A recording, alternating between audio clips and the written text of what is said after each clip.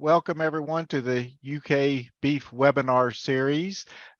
Tonight, we have hopefully some good information for you guys, and maybe even a little treat at the end. If we were able to meet live, it might have actually involved real food, but we'll just have to see it and think about it for tonight. So, but we're going to talk about some packer and some consumer trends, and then also going to have some information. I think about some cooking ideas for the holiday, and incorporating some beef into that.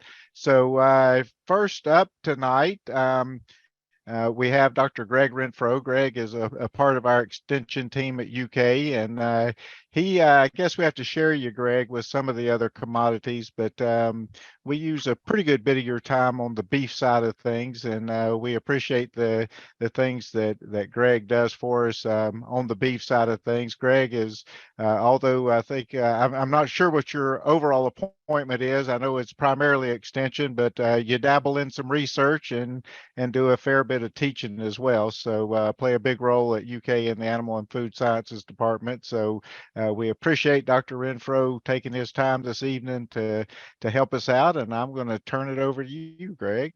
Yes, sir. Thank you, Dr. Bullock. Yeah, our interim chair refers to me as the "and" in Animal and Food Sciences. So I do get to dabble back and forth with it. I do a lot of stuff with beef folks, and here recently, especially in the fall, I do a lot with fish and wildlife. So that's always kind of interesting as well. But it's good to be here this evening, and hopefully be a little bit different, not entirely science heavy, just talking about some trends. And Alison and I talked earlier today, and so we're going to kind of overlap a little bit, but I think you guys, will find what we're going to talk about is kind of interesting. And as Dr. Bullock said, I do teach as well. Just got done teaching today, gave my final this morning and graded it and got my grade submitted. And so like I tell my students, if you hear me say something twice, that's a pretty good chance it's going to end up on the test. So if you hear us say something twice, it's going to end up on the test at the end, right? So I think we have a test at the end. I tease you.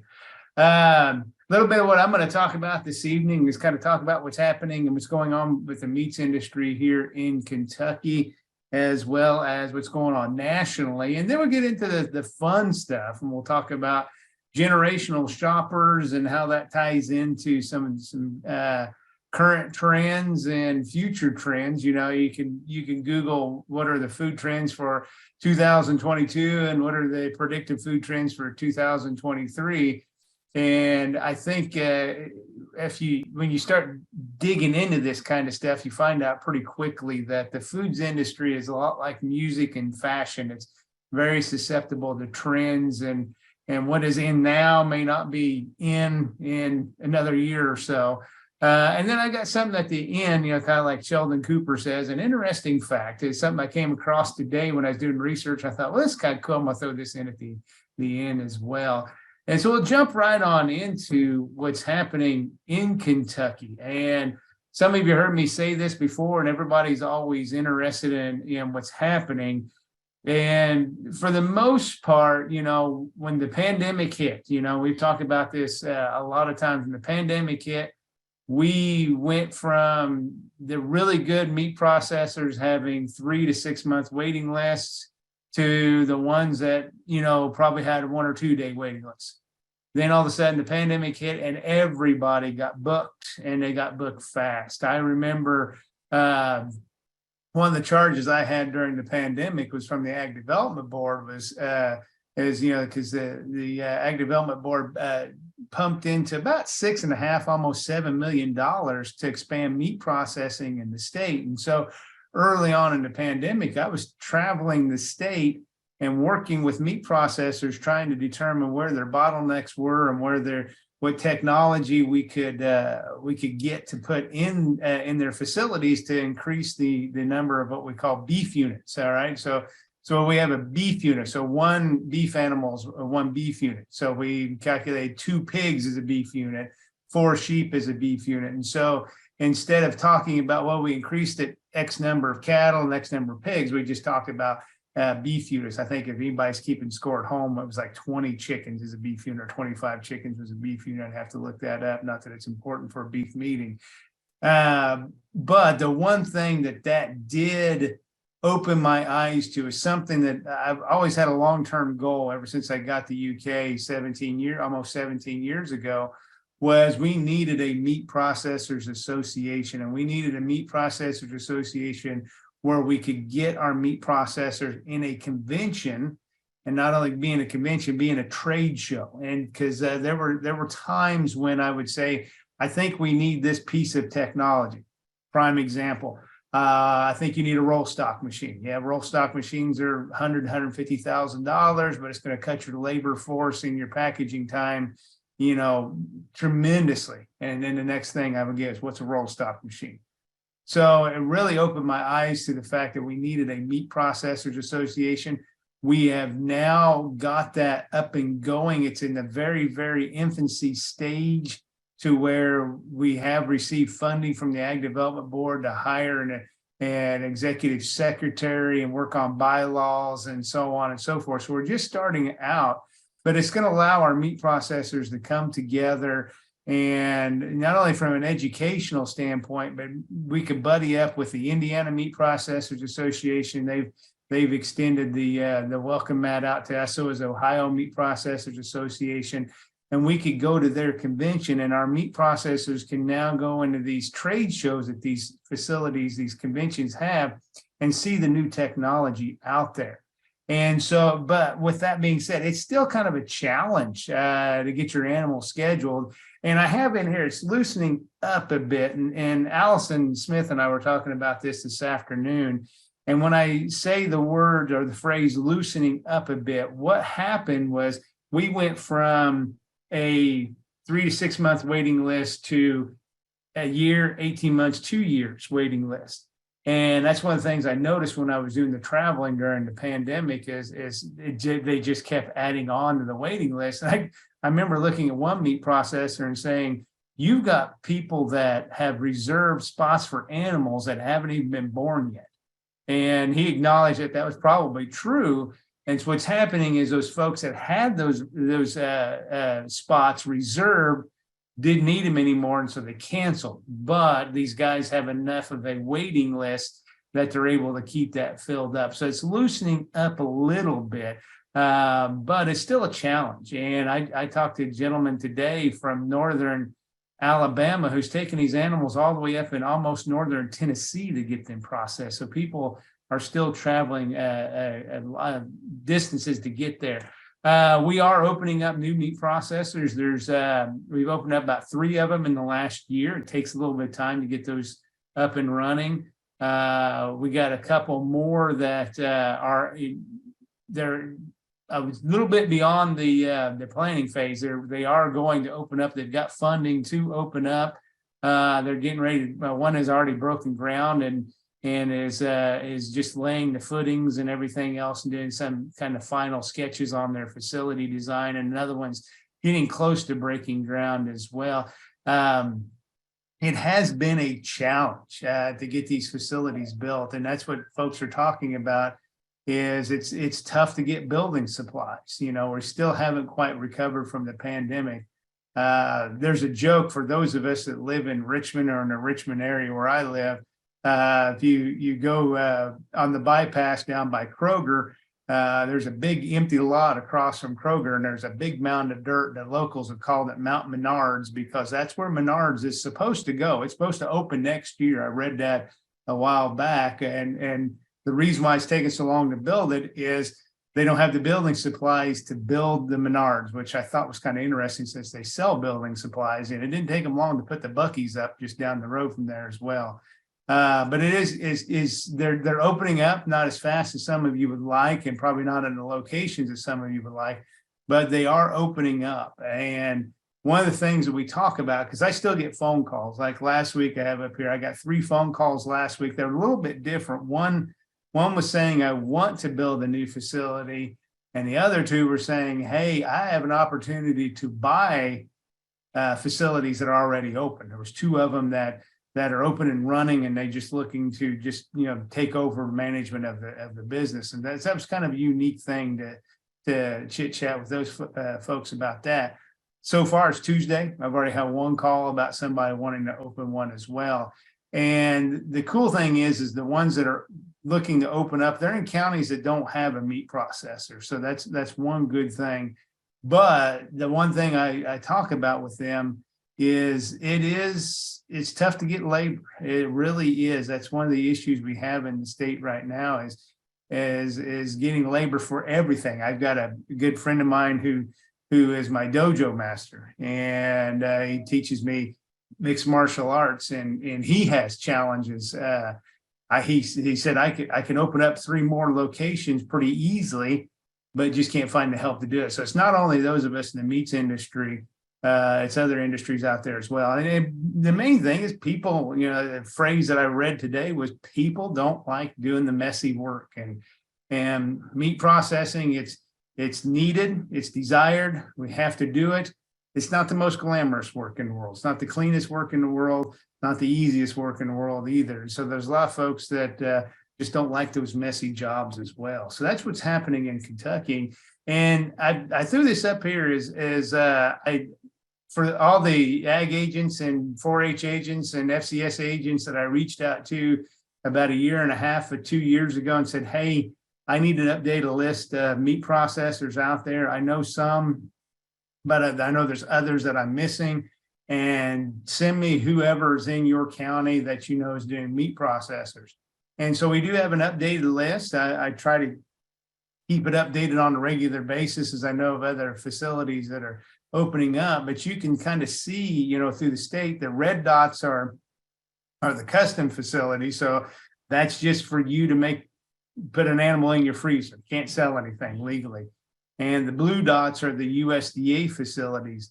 And you can see, custom, we're pretty good throughout the state, but we have a big kind of a need for USDA facilities in the eastern part of the state, and probably up in that kind of Illinois, Indiana border area there is where we need more USDA meat processors. And some of you might be asking, well, why can't some of these custom guys go USDA? Some of them could do it fairly easy with just a little bit more investment than what they're already doing. But I can tell you there's a couple of them that I feel could easily go USDA probably within about 6 months. But as one of them told me, it doesn't pay me right now. I'm so busy just doing custom work, it doesn't pay me to go USDA. So that's kind of the issue you see there as well. The yellow dots are poultry. Black dots are USDA facilities that either have no slaughter or they do slaughter, but they don't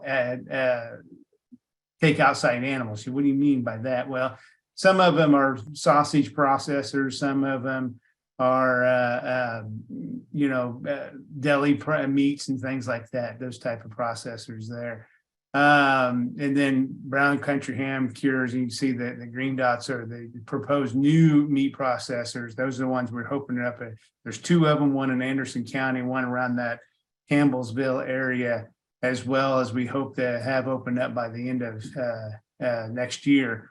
And if anybody's interested in that, please shoot me an email. I can send you this map. I can also send you the Excel file that we have that stuff in as well. I'll extend that out there. Again, I always say thank you to the agents that helped me put this together, because it really does help us. It helps the Ag Development Board and the Meat Processing Expansion Committee, which is a subsidiary of the Ag Development Board, try to see what we have going on out there. So I appreciate that as well. Folks have done that. Nationally, what's happening out there? Some concerning news, some good news, and it depends how you look at it, probably some bad news as well. I haven't read any of the stories. I've been seeing these headlines the last couple of weeks. Unions are mad. The unions that work in these big plants are not real happy right now. If you remember, we went through nationally kind of a railway threat of striking at the railway and how that was going to really impact our society. Well, some of these big plants are union, food workers unions, and they're not real happy right now. The negotiations with the companies are not going the way they would like it to. They're threatening to strike. that's going to be a challenge. That's going to be an issue that I'm not for sure if their current presidential administration is aware of that, and that they're doing, that's on their radar screen like the railway workers was. I hope so, because if that happens, this is going to be a huge issue. On the positive side, for some of you that have called me up and emailed me and want to know why this plant-based meat analog stuff was out there. These products hit the marketplace in the early, I should say the early, it was late 2019 is when these guys kind of hit the marketplace, mainly getting into a couple of the big fast food chains. And then they hit the grocery stores, and a lot of you are upset and let me know, and not much I can do about it, but I'll listen to you and I'll pray with you over it as well. But a lot of these products were ending up in the meat case, and a lot of folks didn't like that there. But the good news is these meat analogs, the Impossible and the Beyond Meat, their sales are stagnating. In fact, they were projected to be double-digit growth for several years, and now they're seeing that they're double-digit growth the opposite direction. They're down. They're down over 10%. And some of the comments that are being made out there is, saturation of those folks willing to try it. I mean, there's a lot of a population out there that said they were willing to try it. They've tried it. Maybe some of them maybe continue to consume it and buy it. Others not. Inflation, that's a talk in and of itself, is inflation, and how that's affecting things as well. So inflation is another reason why these products have kind of gone down. And the other thing that I thought was interesting was one of the big reasons they had is the assumed benefits are being questioned. So when they hit the marketplace, they were supposed to be healthier. That was kind of their one of their marketing claims, healthy, or whatever that word means to people. And you say, I know what healthy means, but in reality, healthy means different things to different people. And they're being questioned on that kind of stuff. It's come out that the calories were sometimes, and some products were same as the meat products, or in other cases, they were higher calorie count than the other products.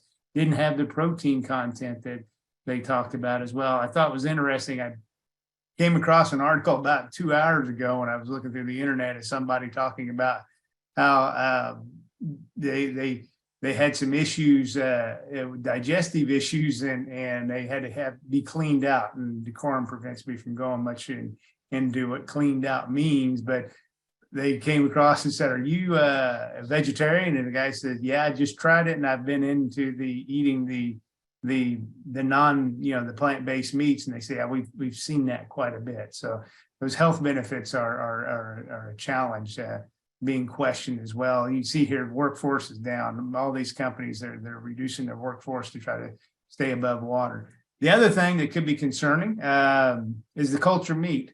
Believer Meats, which was formerly Future Meats, was one of the big technology, or Future Meat Technology was one of the big companies out there that was producing these lab grown meats. Basically take stem cells from an animal, put them in a broth, a nutritive broth, and grow them and put them on scaffolding, trying to replicate bone and natural growth to produce a product. All right.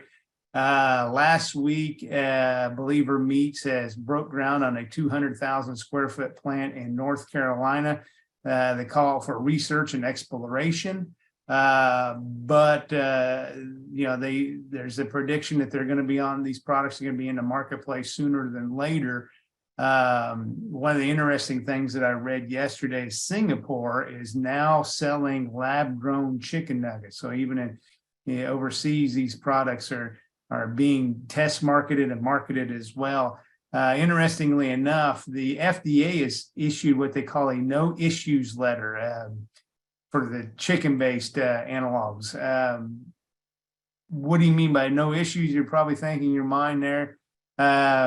USDA and FDA will never, ever say we approve of something. They usually have the phrase, we have no issues. And so when you see FDA produced a no issue letter, means they've researched it, they have no issues with the products being in the marketplace.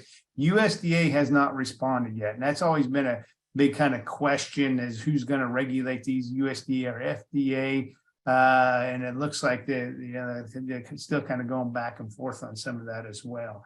So that's the what's happening out there nationally. That's what's happening out there locally, and kind of shift gears a little bit, have a little bit more fun with some of this. This is, for me, was kind of cool thing to talk about, all right, and to research. I have, in the last probably decade or so, gotten really, really interested in generations and how the different generations, the baby boomers are different from the Gen Xers and so on.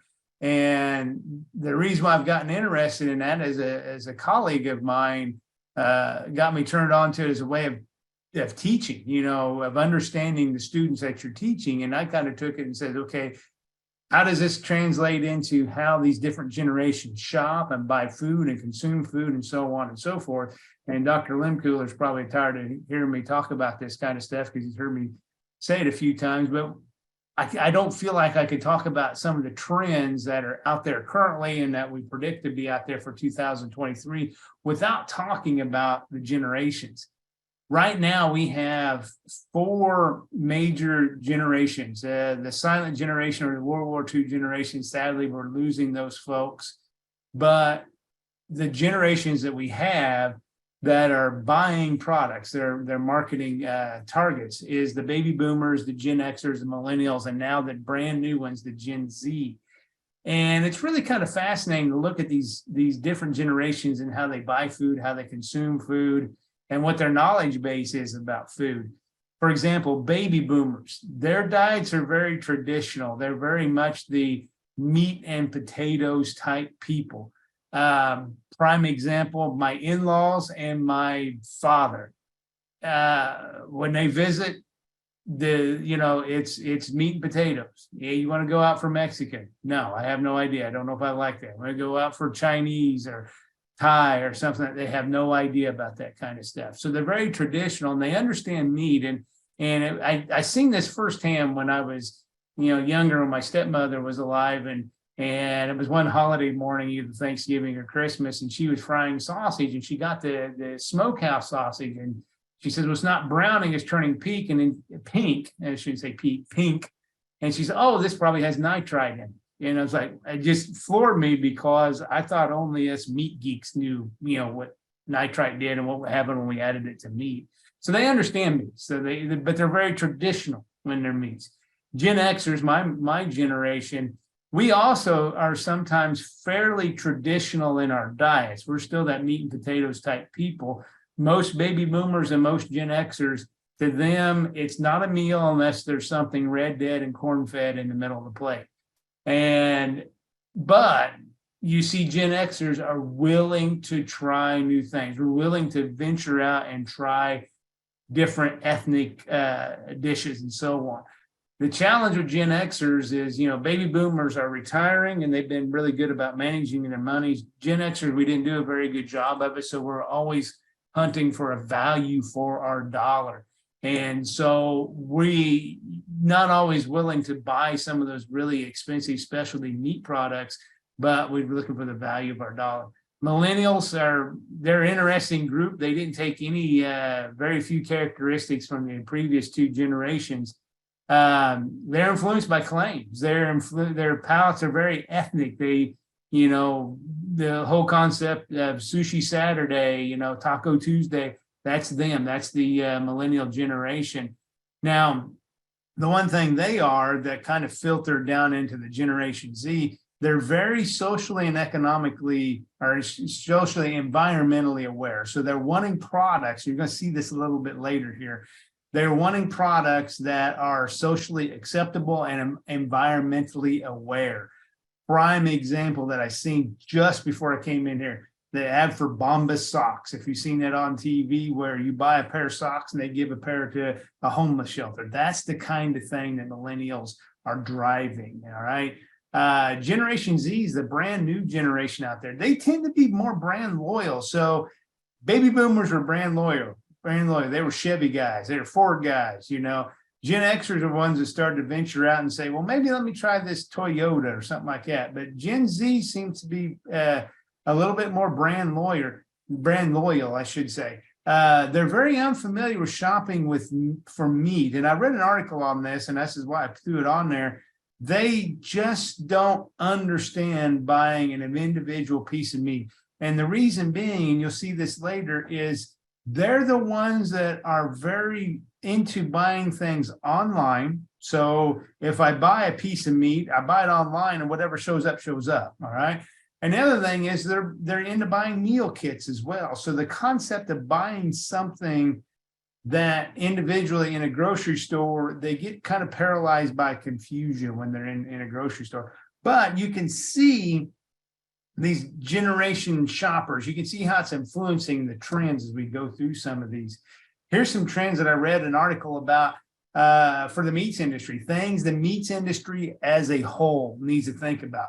And it's one of the things that the meats industry needs to think about of upcoming trends is these nutrition-packed foods, all right?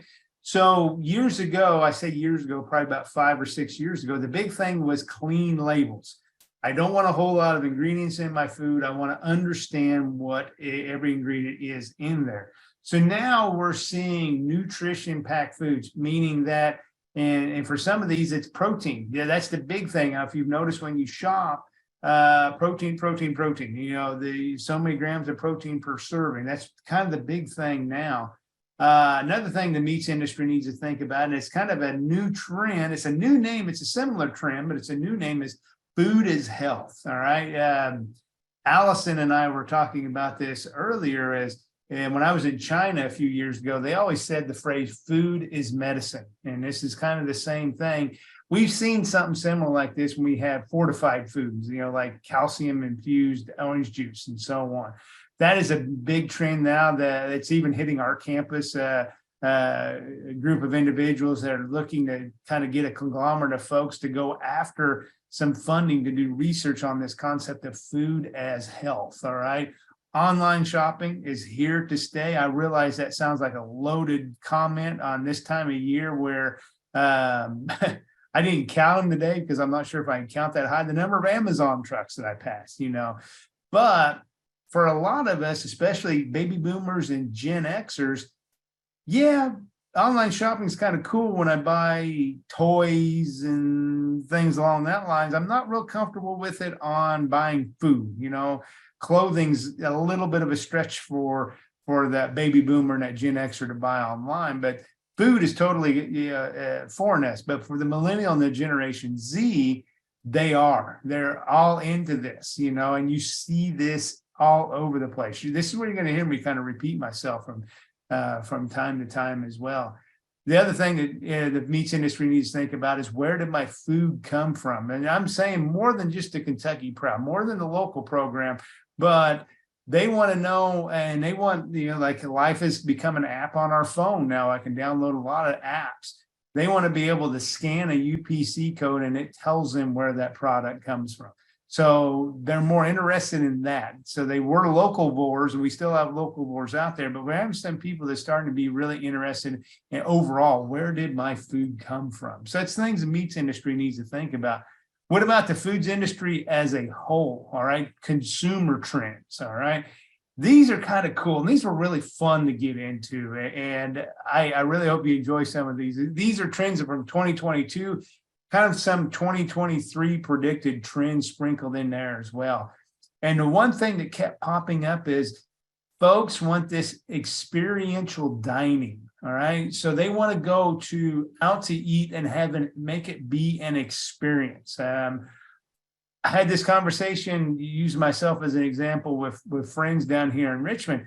You know, would it be really cool if we had a craft brewery or a craft distiller that had a restaurant attached to it, like you see in Lexington? You know, that would be kind of cool. The beer garden, the unique location of, and we've seen this before, of a restaurant in a old train station or something along those lines. You know, this is what they're looking, you know, folks are looking at. You see here is one where it looks like it's kind of a capsule or some sort overlooking the city. One that I thought was really interesting from an experiential dining, as some of you know, I'm a big NASCAR fan, and the Dover Speedway out in Delaware. They have a walkway that goes across the racetrack, and you can eat dinner inside that walkway as the race is going on. That's got to be an interesting, the vibration of the cars going by. But experiential dining, ghost kitchens, I should say, ghost kitchens. These are delivery only places where, the Grubhub and that kind of stuff, where you Uber Eats, where you just order it and they bring it to you. This is one of those situations where you don't go into the restaurant, you order it and they cook it and they just send it out for delivery. That's where the ghost kitchen comes from. I really hope they're monitored by the food police. Food trucks are a big thing as well. You see those all over the place. Buffets are out. The pandemic kind of killed those. So the concept of the big buffets are out. Even in Vegas, you're starting to see buffets closing up. Immune boosting foods, like we talked about earlier. Food is health, the functional foods. That's what folks are looking for now. These meal kits, all right? Like I said earlier with the Generation Z, where they do the online shopping and they do a meal, all right? And the meal comes with everything you need in there, including seasonings and raw products and cooking instructions and so on. Meal kits, they were really popular during the COVID time because it was easy for people to, when they did their online shopping, as to say, I want X, Y, and Z. And they loaded it up and gone. And that's where they really kind of took off. And you see these other kind of online companies that have the meal kits as well, Blue Apron and HelloFresh and all those kind of places like that as well. Food transparency is kind of neat. You see, why do you have these weightlifting supplements up there? I'm a weightlifter, and I do supplement my diet with protein and pre-workout energies and so on, energy drinks and so on. And Ghost is one of my favorite brands that I go to, mainly because they're good products and they have different flavors. And the whole concept behind Ghost is it's a clean label, it's a transparent label, and they explain why things are in there. Why is this product, this ingredient in there? That's the whole concept of Ghost. That relates back to this food transparency, where my food comes from, why is that product in there, and so on and so forth. One of the things I had a little bit of trouble, I'm still not quite sure if I understand this, but this was a trend that popped up for 2023. And I'm going to try to explain it the best I know, is upcycling and sustainable ingredients. And so what they're getting at is, okay, it's one thing for me to buy this food, but what type of ingredients in there? Are those ingredients impacting the environment? What about these ugly foods? And probably what you guys are more familiar with is the phrase ugly fruits and ugly vegetables. So we like the nice kind of baseball-sized tomato. But what if it's not? What if it's kind of misshapen or whatnot? That's what they call ugly foods. What are we utilizing those? Again, this protein thing is fortifying things with whey protein, and so on. Packaging is what is my packaging doing to the environment? Is it sustainable, and so on? Just the other night, we went out to eat, and my meal came in, a kind of a paper type bowl, and the big thing was on there, it is compostable and so on and so forth. So that's what that upcycling and sustainable ingredients means there. Reduce sodium, reduce sugar. You see those products out there now, especially the no sugar claims on there. Folks like the classic flavors, so we're getting a little bit away from the fusion type stuff, although I'm going to show you something that's fusion here in the end. But it's, people going back to the classic flavors that we've all enjoyed. Traditional proteins, like we said earlier, the plant-based meats, and I say meats in quote, are out. Folks are not buying those as much. So they're going back to that traditional protein, which is good for us in the meats and the animal industry. Plant-based proteins or plant-based plants are back in. What do you mean plant-based plants? These are like your pastas, your plant-based pastas, your zucchini, fettuccinis and stuff like that, bean burgers, so a lot of that trend's coming back in. Another one that popped up, which is a little bit outside of the box of thinking for this one, is drinks. The non-alcoholic drinks are sometimes known as the mocktails. They're the big trend for 2022 and 2023. What is a mocktail? Looks just like a mixed drink. doesn't have the alcohol in it. And then the bottled cocktails. And now I spent 2020 just for the fun of it. I was a tour guide at Buffalo Trace, enjoyed it immensely. I no longer do that anymore. Two main reasons. One, it was really getting hard to balance it with the job that paid everything versus one I just did for fun. The other one was my wife says, this job is costing us more than you're making because you're buying so much bourbon. But when I was at Buffalo Trace, they came out with a bottled Manhattan and a bottled Old Fashioned where you don't have to go out and buy the ingredients. You just buy it in a bottle and pour it in a glass and enjoy, and you're good to go. Those are big things out there now, the bottled cocktails and the non-alcoholic mocktail type drinks. The other one down here, I'm really trying to get my mind wrapped around on this one, is the climatarian and reductarian diets. These are folks that only eat foods that are good for the environment, or reductarians are folks that if they want to be a flexitarian or a vegetarian, but then they want to break away from that, they're only going to eat the high quality stuff and not very much of it. So those are the new kind of diet trends out there. CBD's been around. It used to be raw milk cured everything, and now CBD cures everything. And certainly, grocery stores are remodeling themselves. We're seeing the death of the traditional, just kind of bright ceramic, white grocery store to ones that are, kind of mimic the local. For example, on campus, we have the Kroger down at Euclid, which is all for college students, and that's their target. And so it's the UK Kroger. It's got all the UK stuff in there, and UK on the outside and all that other stuff. They call urban country, and some of these is where they're in town, but it kind of has a country type feel to it as well. We always get into some of these spices that are good, for your health. Turmeric's a big one that's been around for the last couple of years, is a fairly popular one for its health benefits. Used to be, fish oil. Spicy foods are another one that's back in. The Idaria foods, as I call them. I have the one chip challenge up here. Those are kind of really popular. And I have to confess, I thought about trying it, and I saw a display of them and saw it, and I'm like, $20 for one chip that I probably can't eat? No, I'm not that curious. All right. But the spicy foods are back in. And here's that fusion thing. And I said, well, we want, traditional flavors. Well, here's one I found yesterday. McCormick's introducing a brand new seasoning, Vietnamese by Cajun. They're kind of crossing those guys as well. And so I'll end up with this is something that I came across today that I thought was really kind of interesting. As a state that we know and love, as beef farmers out there, you guys know and love this, is the porterhouse steak.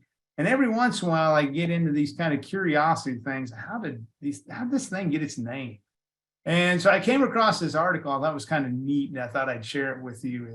Is how did the porterhouse get its name? And it's really kind of fascinating. Is a couple of thoughts of where it came from. We have these porters, okay, back in the 17, 18, and 1900s, we have porters that would carry your luggage, more than high-paid people, all right? And then you also had a porterhouse, which is where you got your ales and your porter beers. So we would call those bars or tap houses now. Well, the porterhouses that serve these porters, all right, people will go there, the original kind of bar and grill. They wanted something to eat, wanted something cheap. Even the porters that carry your luggage would be there as well. And so back then in the 18 and 1900s, early 1900s, the steak that we now call the porterhouse steak, which was the small end of the sirloin to that tail end of the short loin, that was a cheap piece of meat. It was an undesirable piece of meat because a lot of people thought it was a little bit tougher, had a lot of nerve heads in it, and so on and so forth. So it's cheap. And so it was a steak that was often found and served in these porterhouses, and that's how it's got its name. But as we know now, it's not a cheap steak. And so what happened to it, more and more restaurants and hotels started to pick up on this trend. And now we have the guy that we know as the porterhouse steak. I just thought that was kind of interesting how it got its name. And as always, this is probably the only time of the year when we get a package and it says fragile on it. We say fragile and Merry Christmas to everybody. I hope everybody has a good Christmas and a good new year. And with that, I will stop sharing my screen and take a couple of questions before we turn it over to Alison. All right. Thank you, Dr. Renfrow. In the interest of time, I think we're going to actually move on to Alison. And if somebody has some questions, if y'all could type them into the chat, we would appreciate it. And then after Alison's done, we will open it up for questions.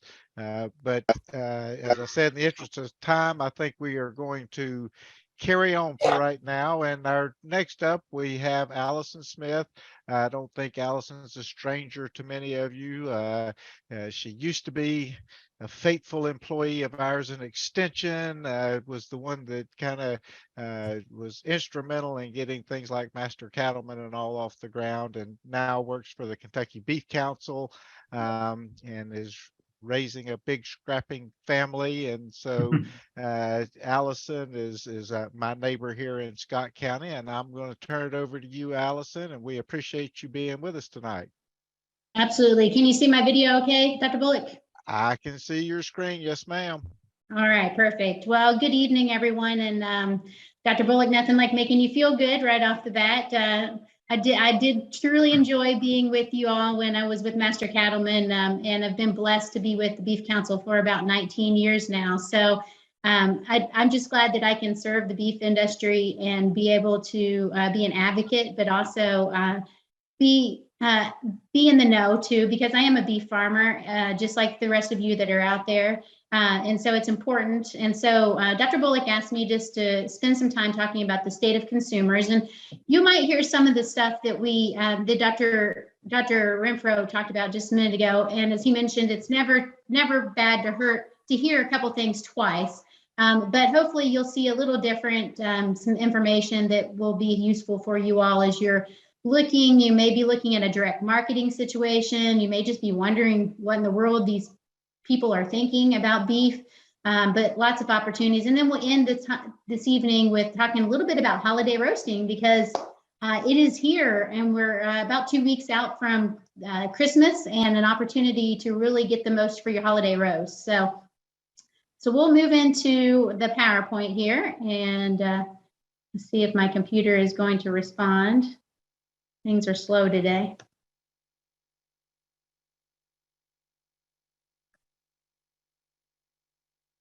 There we go. All right, and it would behoove me just to not spend a few minutes to say that I am here for the Beef Checkoff program. That's what allows me to do what I do. It's $1 per head at the national level, but also $1 per head at the state level. That dollar at the national level, 50 cents stays in the state of Kentucky, and 50 cents goes to our national organization, which is the Cattlemen's Beef Board, that puts on our national programming, does all the Beef It's What's for Dinner stuff. And then the dollar that stays in the state of Kentucky, it does things similar to what the national dollar does, and but it does have that opportunity for a refund. But our Kentucky Cattlemen's Association is the qualified state beef council, meaning they are the ones that collect the dollar, have the firewalls in place to make sure that we are using those dollars just for what we have been set up for. And that's really what we can use those dollars for promotion, research, and education. And you're going to hear about some of those things as we talk about stuff tonight. So we're going to start out with consumer behavior, and Dr. Rentfrow really kind of set me up here when talking about all the different generations. And so the thing about it to understand is, because of the Beef Checkoff, we have a lot of information about our consumer, the folks that enjoy beef and the folks that don't enjoy beef.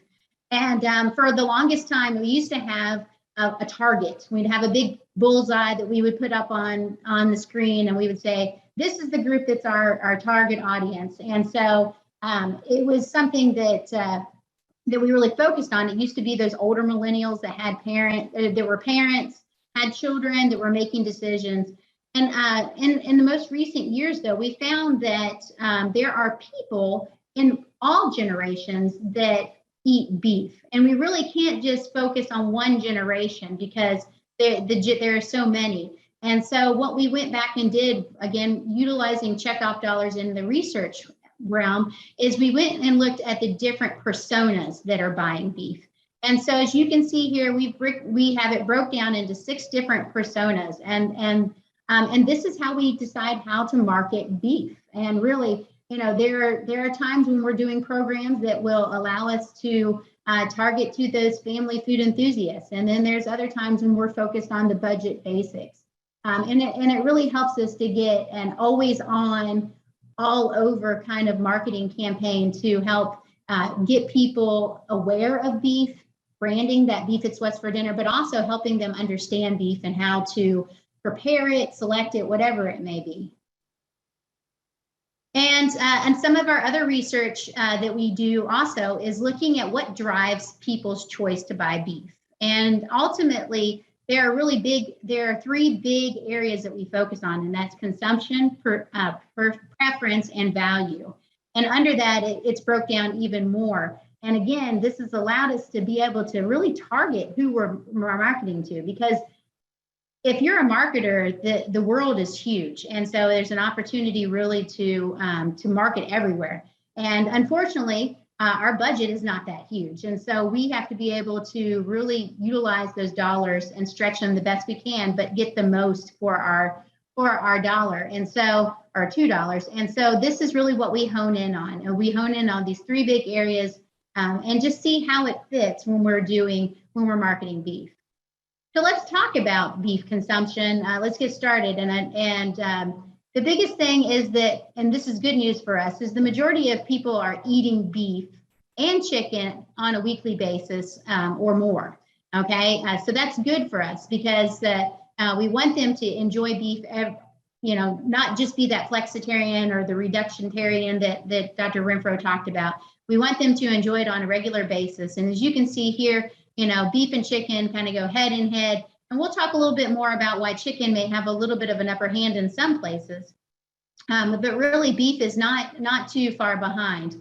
And we'll talk a little bit about these meat alternatives, because I know that that's always a question we get when we talk to farmers is, what's going on with the Beyond Meat or some of those incognitos that are out there and that type of thing. And so the good news is, as Dr. Rentfrow has already said, is that it's not something that's taking over the world like we thought it would.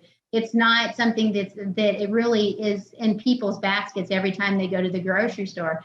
I thought it was interesting during the pandemic, you would see an empty meat case, and then what was left around it was the plant protein stuff. And so folks really just aren't gravitating towards it. And the interesting thing about it, though, is that we have done with research is we found that if they buy these meat alternatives, they're also still buying beef. They're just using a meat alternative as one additional meal.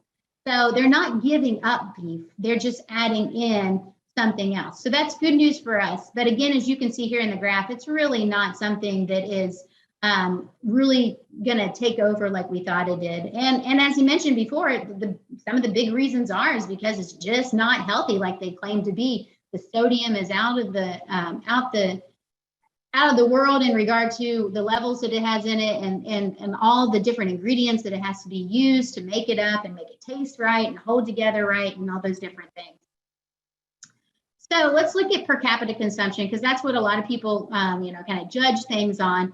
And we had in 2000 we were looking really high, and we haven't significantly dropped. We've just slightly dropped over the years, and this 2022 we're going to end just slightly lower than where we were in 2021, and it's expected that maybe 2023 might just be a tenth or two below that. And really, we're going to talk about why that is. It's because the supply is tight and the prices are high. And so that's really where we have to get crafty when we go to market to these consumers and the different personas, is to really talk their language and help them understand how beef still fits into a healthy diet. So as we mentioned, people are still eating beef once a week, but the interesting thing is when you break it down, what are they eating? Well, obviously ground beef is the #1 beef item that they're utilizing each week. And you can see here some of the other steaks and roasts and ribs and brisket. Obviously, some of these things are seasonal that you will see more of, but ground beef is the go-to in regard to beef, and that's because people can stretch their dollars. They can make several meals out of it, and they can really make it in lots of different things.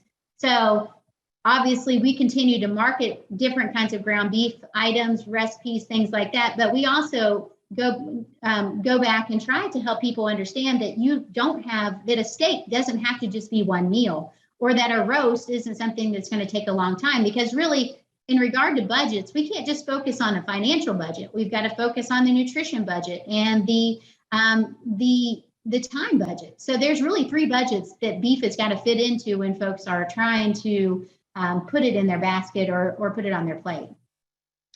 And as we mentioned, the reason that we're seeing this challenge with beef consumption is because of inflation. And really, I think in regard to all food, we've seen a large increase in overall what it costs to go to the grocery store. I've a family of 6, and I can tell you that I might keep a spreadsheet on how much I spend on my grocery bill, and I've noticed and compared and created some graphs and really tried to figure out how I can bring that back down to where I was just even last year, let alone where we are right now.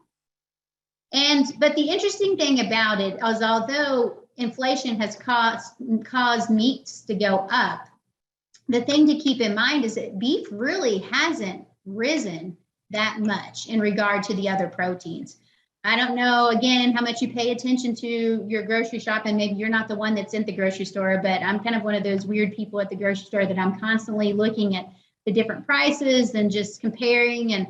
And so eggs, that's another thing that you see is you could get an 18 count for $2.79, and now we're seeing it more at the $4 range, and it's crazy. So again, for us as beef marketers, is we're focused on, again, trying to show those folks when they go up and look at the meat case and they see that that price of beef, maybe ground beef being $5.99 or $4.99, how can they get the most bang for their buck? And again, focusing on the nutrition budget, the financial budget, and the convenience budget. So in regard to experience, beef is the number 1 in regard to protein. And you can see here we go neck and neck with chicken. There is obviously a time during the year that we really become king, and that's during the grilling season.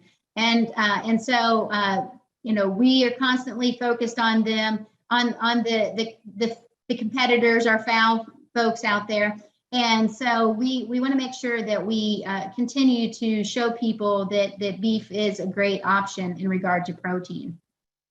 And the interesting thing is Dr. Rentfrow talked about, it's kind of alluded to, people are eating at home, okay? This shifted, obviously, quite a bit. It used to be that there were more people that would eat, just slightly more people that would be eating out than eating at home. And when the pandemic occurred, obviously, we were forced to eat at home until folks started getting the online options where they could order from restaurants. And so this hasn't changed since the pandemic has lessened a little bit. And so that's the thing to keep in mind is when we're focused on marketing, we spend a lot of time at the retail world because we know that that's where people are getting their proteins, and we want to make sure that we're in that basket every time they leave the store. And as Dr. Rentfrow talked about too, and this just kind of shows you, they started in the pandemic ordering groceries online, and they're going to continue. And it's we've been seeing anywhere from about 17% growth is what we're going to see by 2026 in this. So over half of these folks that are a part of our consumer beef index have said that they are buying groceries online. And there are some folks that just say, I'm still going in the store. I want to see what I get. But I can tell you that as a person who works with retail stores quite a bit, this is their focus, is to work, that the folks that still have the bricks and mortar are still working to see how they can reach those folks online too. And so by training their folks that are picking out the products and by working, I've had Instacart contact us several times talking about how we can partner with them to help make a better experience for them. And our national folks have also partnered with Instacart quite a bit. And just working with the store apps, the Kroger apps, the Walmart apps, those different things, because those are what people are using. And so we continue to work with them. So then also, we know that something that was pretty important in the pandemic is that when people first started buying their groceries, they weren't buying beef. They were scared. They were just literally the fresh vegetables and the fresh meats were something that they really steered away from, because when they first stepped foot into that online grocery shopping, they stepped back because they were getting things that were not what they would pick if they were in the store. So that's something that I've worked on with in regard to working for the checkoff program, is focusing on those click listers, or the folks that are shopping for the folks that are ordering online, and helping them to understand, don't just go grab a piece of sirloin, don't just grab a T-bone, look at it, find the best quality piece of beef out there, and then put it in the basket. So then that way they have a good eating experience when they get it at home. And so this is just an example of some of the promotions we're doing right now for holiday roasting. It is important. This is a season when we want to try to capture, Thanksgiving's a little harder, so we really key up come Christmas time, New Year's, when people are thinking about roasting. And so we've got a promotion going on nationally with Walmart. And if you see on the slide here, if you click right where it says wrap up the gift of flavor, if you click right there, it'll take you to the page that's down below that shows all the roasts. And what's great about this for us as beef farmers, folks, is this allows us to really see how our checkoff dollars are working, and if they're working. Because we can specifically see how many pounds of beef were sold with this promotion. And all I had to do was type in steak, ground beef, and all this stuff popped up. So if I'm shopping online, that will pop up and serve it to me. And if I just want to try to unwrap the gift of flavor, I click on that, and now if I can put a beef roast in my basket. We're also working with local grocers such as Food City over in Eastern Kentucky, where we're providing a free pickup. So if you spend $35 on fresh beef products, you will get a free delivery for your go-kart. And that's their curbside pickup that they do. And again, this is a one-way. This is actually a tri-state promotion. So actually we partnered with Virginia as well as Tennessee for Food City promotion. So this is an opportunity for us to market online. And as Dr. Rentfrow mentioned, obviously folks are still buying online in regard to from restaurants. And so one of the most frequent uses is DoorDash. You have Uber Eats. Then the restaurants also have their own website or app too. But we're seeing people still use that. And so again, it's something that we really want to focus on with checkoff dollars and try to help them see that beef fits into their choices. And part of that is also helping the restaurant understand what will look good when that consumer gets it in that styrofoam box, because that's something that we have to worry about, is that steak that we started out as medium rare may not be medium rare when we get it there if the chef or the cook cooked it just a little bit too close to more medium doneness. So again, trying to provide education for those restaurateurs to make sure that they can get that quality steak that person just spent a lot of money on, and when it leaves the door of the restaurant to be the same when it gets there at the home. So a couple of other shopping habits and dining habits that we're focusing on is coupons are huge.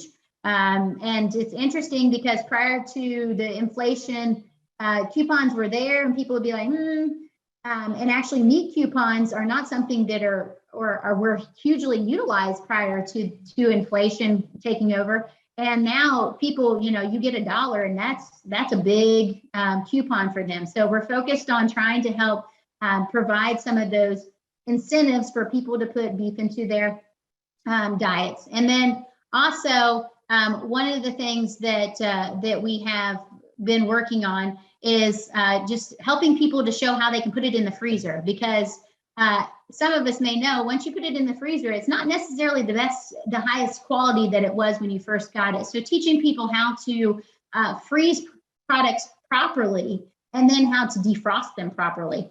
And then also using more leftovers, which some people, I know my husband cringes at leftovers sometimes. And so, but that's what we have to do, is people are trying to use their dollar and stretch it a little bit more.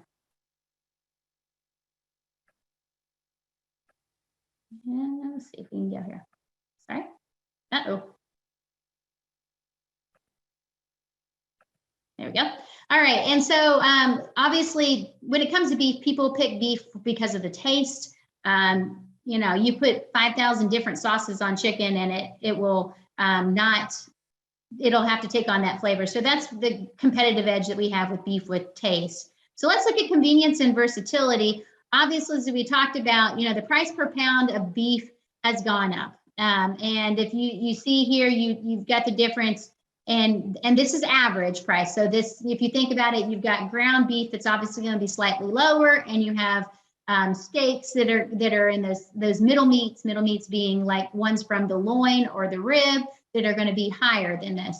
And so, but overall, the average retail price is we're running at $6.78, which is significantly higher than our competitive proteins, the chicken and pork. But again, it is something that is we just have to show that its value is there. And so that's one thing that we're working on is when you invest in that steak, how can you get the most for your buck? But the good news is we've not quite hit that that peak where people will start churning away. I don't think we're too far off from it, but people are still willing to pay, especially for a steak, in regard to knowing that they're going to get a certain quality. And so again, as farmers, we've got to really think about like beef quality assurance and ensuring that we're starting at the pasture and making the right decisions in regard to how we handle our animals and how we have the herd health and how the genetics fit into what we're going to put on the plate, because we do affect that. And so this is something that we want to make sure we don't want to turn people away because they end up with a bad quality steak. So again, good value right now. Chicken has got the upper hand, but that's one of our goals is to work on is to try to show folks we're good for the value. But we do know that people pick beef when it is a gathering or a special occasion. This is our time to shine during the holiday roasting season. We're the king of the grill. And so there's opportunities for us to really target those times, but then show people that, don't go out and celebrate with the boneless, skinless chicken breast, but have a great steak when you're out at the restaurant too. So some of our holiday promotions we have, and I had some videos, but they weren't playing very well this morning or this afternoon when we tried it. So I just kind of put them up there, but we're really focused this holiday season, trying to show how we're versatile. And we also are a good bang for the buck. And one of our promotions that we have is we've teamed up with Tony Romo for our holiday and showing, as you can see down there, how to use your leftovers, how to make a splash with the extra points, and then just how to have a cozy, comfortable winter evening. So those are some of our holiday roasting things that we're focused on this year. And then raised and grown. This is really important, as Dr. Rentfrow talked about, that folks want to know where their beef comes from. And the challenge is that folks are removed from the farm. And so they don't know as much about what happens, but they want to know. And when we talk to people, they say they have a positive perception of beef, and that's good. And we kind of go neck and neck again with chicken in regard to how they perceive how we raise beef. And so that's good, but there are some things that we need to be aware of. And the biggest thing is they don't understand how we raise them, why we do what we do. They probably know more about what we do in Kentucky because they see cattle out grazing, but it really becomes a little foggy when they think about the feed yards and the processing facilities. They're not so sure about those things. Even at an auction market, sometimes they're questioning, so do they come in alive and go out alive? So they really just don't know about those things. So it's our job as beef farmers to get out there and tell our story. And we're doing more and more with our farmers. We're trying to get people on Instagram. We're trying to get people on TikTok, just trying to share our story. And we've got some great advocates out there now that are doing a great job. We've even recently just we're teamed up with Tom Leach, who you all may know who he is, the voice of the Wildcats. He actually has a farm in Bourbon County, and he did a couple things for us in talking about how it's so important that people know who their farmers are and what we do. And so it's been a great partnership with them. But really, when it comes down to it, what people are questioning is just how do we treat them? They don't want them, they don't want them mishandled. They don't want them hurt. They just want to understand. I get, especially this time of year, one of the questions I get is how do they handle the cold weather? And so you have to remind them they've got those leather coats on that we don't have. And all the things that we do to ensure that they have a warm opportunity, whether it's access to the barn or extra bedding as we roll out hay rolls, those type of things. And so again, it's just trying to help them understand and help them understand that we care.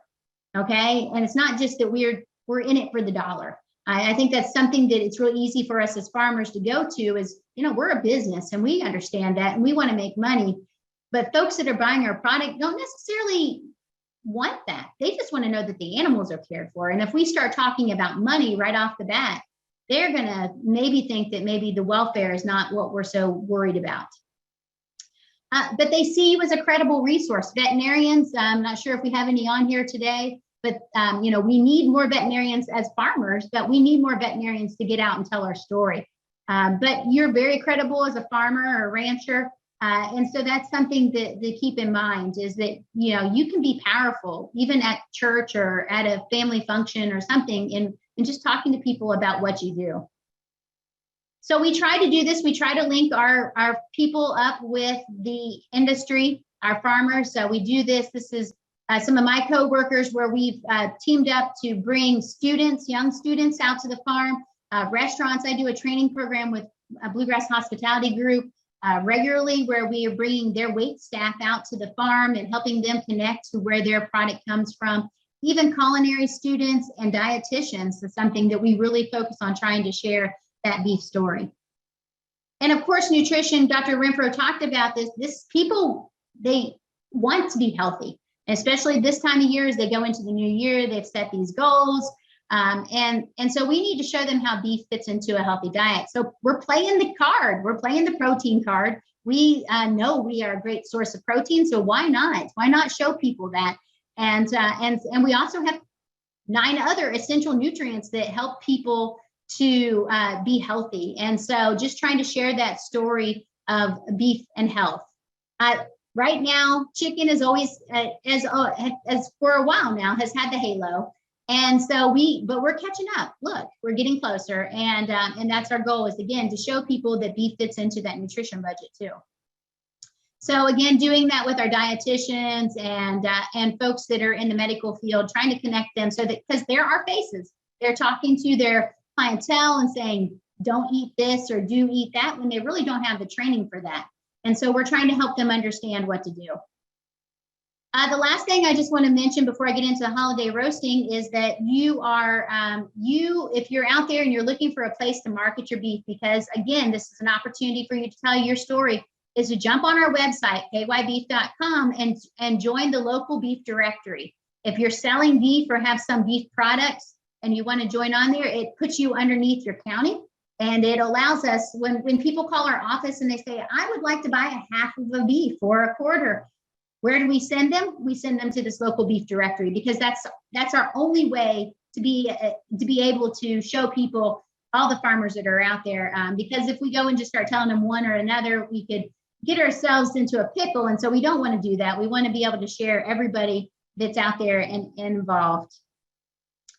All right, so last but not least, let's talk about some holiday roasting. And as Dr. Bullock had mentioned, this would have been a prime, no pun intended, opportunity to get some beef into your hands and taste, because I do love to cook and share those cooking tips with folks. But we definitely, this holiday roasting season, want you to get the most for your roast, okay? And so the biggest thing, again, in trying to help consumers, especially on a budget, and show versatility, is that there are some holiday roast swaps. And this is found on beefitswhatsfordinner.com. You can find it on our website too, kybeef.com. And what it does is it helps to see if you're not in the budget of a tenderloin roast, hey, try a strip roast. And I will tell you right now, this time of year, this is when the strip roasts go down and the top sirloin roasts go down. because those are cuts that are going to be shown in the middle of the summer at a higher price. And so you're starting to see these roasts come down. And so you just grab those roasts up, have your meat manager slice it up into steaks and put it in the freezer for when you're ready for that summer grilling season. So that's a little tip, is to buy ahead of time and utilize that. A top sirloin is a great cut of beef, especially for roasting. And what I love about holiday roasting is it doesn't require a lot of effort. You buy a great cut of beef. We're looking for that marbling, the intramuscular fat that's going to give it that flavor. And then you can put as easy as a little bit of salt and pepper, or you can get as fancy as a pistachio encrusted prime rib if you want to. But this steak swap, or this roast swap, is a great opportunity to help people see how to utilize some other things that maybe they weren't thinking about.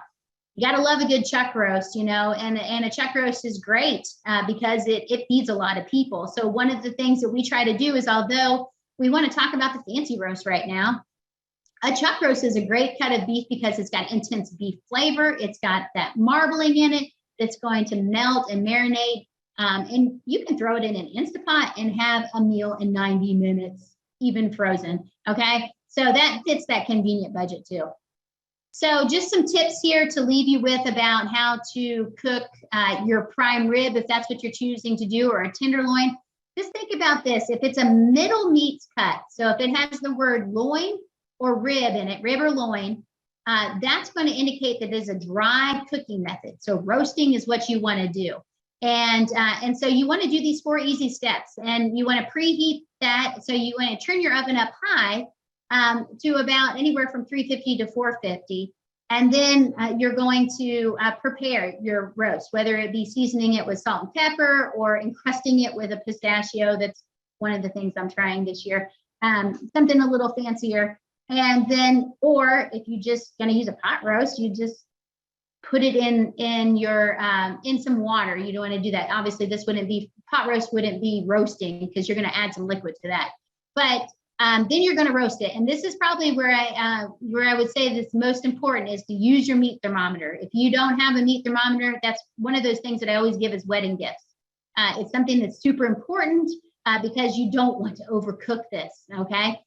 So you're going to put it on a roasting rack. And if you've got a prime rib, it may have a built-in roasting rack. If you don't have a roasting rack, don't panic.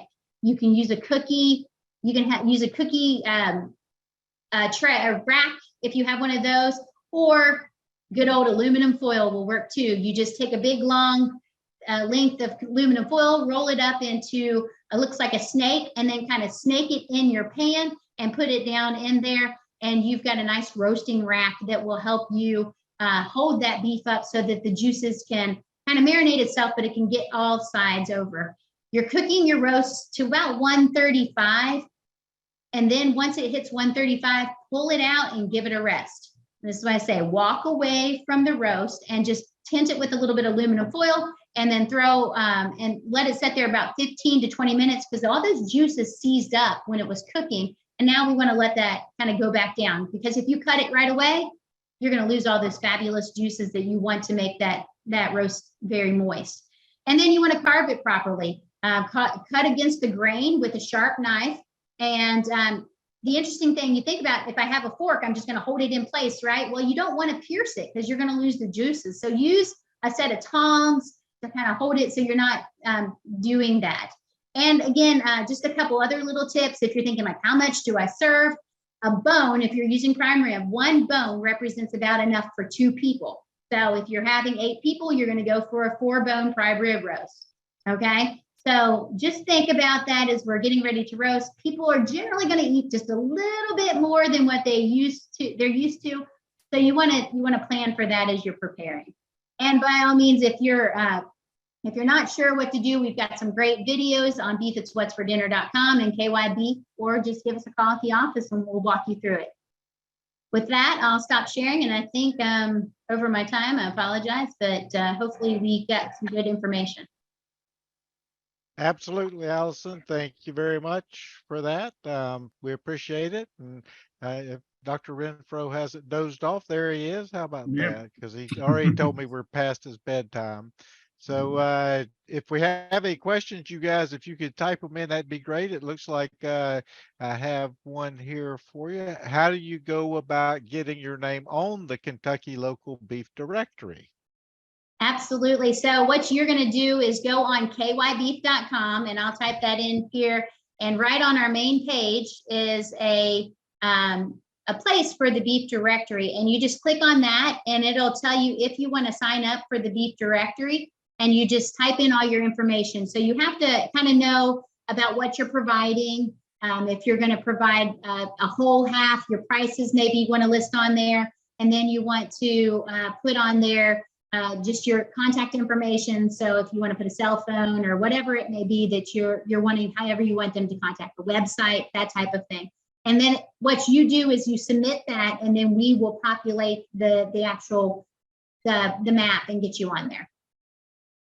Excellent. Thanks, Allison. Mm-hmm. Dr. Renfrow, I've got a question for you, and this might be a little unfair. We'll see. The plant that we were in line to possibly get here in Kentucky that we didn't get, and as I understand is going to be built in the St. Louis area. Is there a time frame on that, and do you think that will have any or much of an impact on us here in Kentucky? Yeah, it's a good question. That was it was kind of interesting because I kind of knew where they were planning on putting, or where they were looking at putting it, by the number of emails and phone calls I get from our accounting agents. And we did lose that. It is gone to Missouri. I don't know when or if they broke ground on it. My understanding is they were wanting to move pretty quickly on it. But again, the pandemic kind of puts a monkey wrench in things. It could work well for the folks in the western part of the state. So it's kind of tough to say. I would say folks from, west of I-65 and even further west in the land between the lakes area could benefit from that as well. But I don't know. As a state as a whole, it's kind of tough to say. Yeah, I guess we always heard, and just more and more marketing opportunities. You showed all those different kill places, and particularly the number of USDA facilities in the state. It amazes me how many we have now in just a few years. I mean, because that number has drastically gone up, which certainly helps. Yeah, we've got about 85 to 90 meat processors, and about 45 of them or so are USDA. So, and that's a little bit of a misnomer. Just because a place is USDA doesn't mean they're running 100% of the time USDA. They may only run USDA animals 3 days a week. So, I see. The rest of the time they're custom. Yep. So Allison, just kind of curious, working with the Beef Council and everything else, I think that's one of the things that people probably don't understand. We hear about the Kentucky Cattlemen's Association, and we all know kind of what that does. And you said that the Beef Council is the part that's kind of the checkoff, but is it staffed by different people? Is it run by different people? How does that kind of work? That's a great question, Dr. Bullock. So in regard to how the beef checkoff is set up, if we work for the Beef Council, I'm an employee of the Kentucky Cattlemen's Association. And the great thing about it, the way we're set up, is we would be considered a two-hat state in regard to the checkoff program. And that means that the Cattlemen's Association is a membership organization, but it also is this qualified state beef council. And so what it's set up for is it will collect the checkoff dollars, but again, having those firewalls allows us to make sure that those dollars are not utilized, but only for retail, for promotion, research, and education. And so as an employee, the good thing about it is that if I need to go and do something for maybe Beef Solutions, which is Kentucky Cattlemen's ground beef, I can go and do that, and I can code my time towards the that Beef Solutions rather than the Beef Council. And so it allows us to share overhead dollars so that we can put more dollars, more checkoff dollars into programming rather than the overhead stuff and things like that. So by sharing a building, we are able to put more money into programming and promotions and research and that type of thing because of having that 2-hat segment set up with the USDA. All right, excellent.